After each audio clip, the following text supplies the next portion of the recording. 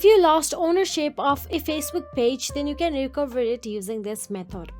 Firstly, open any web browser on a mobile device, then search for the Facebook login help. Now, simply tap on the first option available there or simply scroll down and look for the help center and tap on it. Now you will be navigated to your Facebook account from which you have made the Facebook page for. Now here all you have to do is tap on the hacked account option available.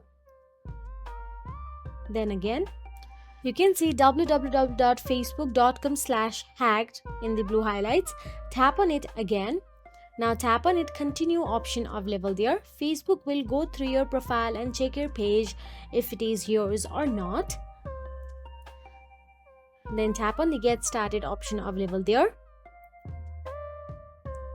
And wait for a few minutes for Facebook to check your ownership.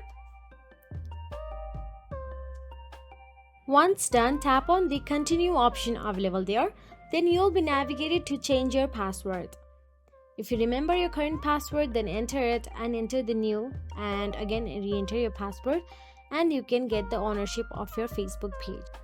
So that is it. If you found this video helpful, please like, share and subscribe, and thank you so much for watching.